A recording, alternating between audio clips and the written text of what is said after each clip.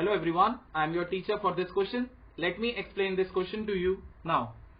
If A is equals to matrix 3 2 1, 4 minus 1 2, 7 3 minus 3, then find A inverse. Hence, solve the following system of equation. 3x plus 4y plus 7z is equals to 14. 2x minus y plus 3z is equals to 4. X plus 2y minus 3z is equals to 0. Solution. Given A is equals to 3 2 1, 4 minus 1 2, 7 3 minus 3. So this is the value of A. तो यहाँ पे हम determinant A evaluate करते हैं. So determinant A is equals to expansion about row 1. First element 3 उठाया, then 3 minus 6, then minus 2 उठाया second element, 4 into minus 3 is minus 12 minus 14, then 1 उठाया, so 4 3 is 12 plus 7. So this can be written as 3 into minus 3 minus 2 times minus 26 plus 1 time 19. So 3 into minus 3 is minus 9 and plus 52 plus 19. So 52 plus 19 is 71 and 71 minus 9 is 62. 62 is not equals to 0. Therefore, A is invertible matrix. और A invertible matrix क्यों है? क्योंकि determinant A, since determinant A is not equals to 0, इस वजह से ये इन्वर्टिबल मैट्रिक्स है. Now for finding A inverse, the value of A inverse is 1 upon determinant A adjoint of A. So दो चीजें हमें निकालनी है, एक तो डिटर्मिनेंट A, एक adjoint of A. Determinant A 62 आ चुका है. Now we need to determine adjoint of A. So adjoint of A consists of the cofactors. तो फॉर एग्जाम्पल जैसे पहला कोफैक्टर A11 है, दूसरे एलिमेंट का A12 है, तीसरे एलिमेंट का A13 है, A21, A22, A23, then A31, A32, A33. ये हमें कोफैक्टर्स हो गए, उनके कॉरस्पॉन्डिंग प्लेसेस पे जो एलिमेंट्स रखे हुए हैं उनके, और इसका करना होगा हमें ट्रांसपोज. तो सबसे पहले हमें सबके कोफैक्टर्स निकालने होंगे और फिर हमें करना होगा ट्रांसपोज. अच्छा, कोफैक्टर्स कैसे निकालते हैं हम? A I J is equals to minus 1 raise to the power I plus J M I J. तो माइनर्स निकाल लिए और उसके आगे minus 1 raise to the power I plus J into minor कर दिया, तो हमें कोफैक्टर ऑफ दैट एलिमेंट मिल जाएगा.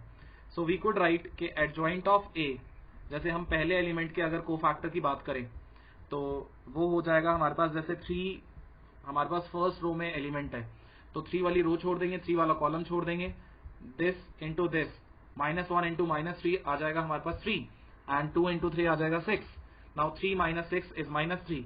तो पहला एलिमेंट का जो कोफैक्टर हो जाएगा वो माइनर के बराबर हो जाएगा, and this will be equals to minus 3. तो इस तरीके से हमें बाकी कोफैक्टर्स लिखने हैं. नेक्स्ट कोफैक्टर 26 होगा, नेक्स्ट कोफैक्टर 19 होगा, देन 9 होगा, माइनस 16 होगा, 5 होगा, and 5 again, minus 2 and minus 11. ये हमें कॉरस्पॉन्डिंग कोफैक्टर्स मिल गए, इनका हमें करना होगा transpose.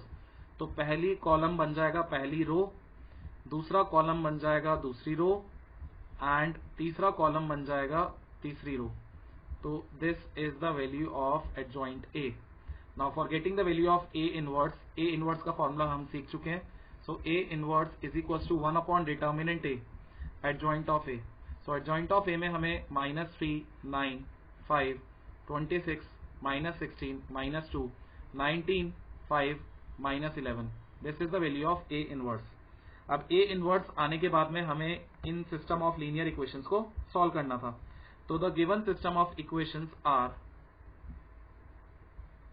The given system of equations are, matrix multiplication में एक्सप्रेस करेंगे इन सभी इक्वेशंस को. तो पहली इक्वेशन है 3x plus 4y plus 7z is equal to 14। दूसरी इक्वेशन है 2x minus y plus 3z is equal to 4 and तीसरी इक्वेशन है x plus 2y minus 3z is equal to 0। अब ये जो हमें इक्वेशंस दी हुई हैं इनको मैट्रिक्स प्रोडक्ट में लिखते हैं हम। किस तरीके से लिखेंगे? पहली मैट्रिक्स लिखेंगे ax is equal to b। तो यहाँ पे ऐसा समझिए कि है ना, इसका नाम रख देते हैं हम p एंड q रख देते हैं। तो a की जगह, क्योंकि a तो हम पहले ही ले चुके हैं, तो px is equal to q रख देते हैं। तो here it will be px is equals to q and the p matrix consists of coefficients. So 3, 4, 7, 2, minus 1, 3, 1, 2, minus 3. This is the p matrix. x matrix में आएंगे unknowns x, y, z and q matrix में आएंगे हमारे पास constants 14, 4, 0. Now px is equals to q है, तो we could see कि अगर हमें x की वैल्यू निकालनी है तो it will be equals to p inverse of q। और यहाँ पे अगर हम p मैट्रिक्स को देखें तो p मैट्रिक्स और a मैट्रिक्स में फर्क इतना सा है कि जो अगर आप a का ट्रांसपोज लेंगे, अगर आप a का ट्रांसपोज लेंगे तो आपको मिल जाएगा p। तो p मैट्रिक्स सेंस हम यहाँ पे लिख सकते हैं कि a transpose is equals to p, क्योंकि a मैट्रिक्स का ट्रांसपोज लेंगे तो हमें मिल जाएगा p। So we could write के p की जगह हमने लिख दिया a ट्रांसपोज, और a ट्रांसपोज का करना होगा इनवर्स और मल्टीप्लाई करना होगा q से। So this can also be written as we know कि आप किसी भी मैट्रिक्स का अगर आप ट्रांसपोज करते हैं और फिर आप इनवर्स निकालते हैं तो आप ऐसा भी कर सकते हैं कि पहले आपने इनवर्स निकाल दिया और फिर आपने ट्रांसपोज ले लिया। सो हम इसको ऐसा लिख सकते हैं x is equal to a inverse का ट्रांसपोज इंटू q, और a इनवर्स तो हम निकाल चुके हैं तो a इनवर्स हम यहाँ पे लिख देते हैं डायरेक्टली।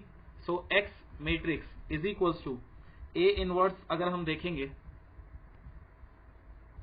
सो a इनवर्स की वैल्यू 1/62 टाइम्स द मैट्रिक्स, और मैट्रिक्स कौन सी है वो -3, 9, 5, 26, -16, -2, 19, 5, -11। इसका हमें लेना होगा ट्रांसपोज, इनटू करना होगा हमें q and the q matrix is 14, 4 and 0। तो अगर हम इस गिवन मैट्रिक्स का ट्रांसपोज करेंगे तो 1/62 तो एज इट इज रहेगा, और ट्रांसपोज करने के बाद -3, 9, 5 यहाँ आ जाएगा, 26, -16, -2 यहाँ आ जाएगा एंड 19, 5, -11 यहाँ आ जाएगा इंटू 14, 4 एंड 0। अब मैट्रिक्स मल्टीप्लिकेशन करते हैं पहली रो को पहले कॉलम के साथ। So we will have 1/62 times -42 plus 104 plus 0, 126 -64 plus 0, 70 -8 plus 0 is equals to 1/62 times, पहला एलिमेंट भी 62 हो जाएगा, दूसरा भी 62 हो जाएगा एंड थर्ड भी 62 हो जाएगा। This is equals to x matrix.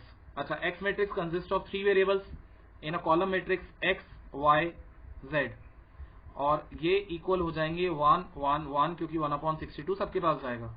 So we could say the value of x is 1, the value of y is 1 and the value of z is 1.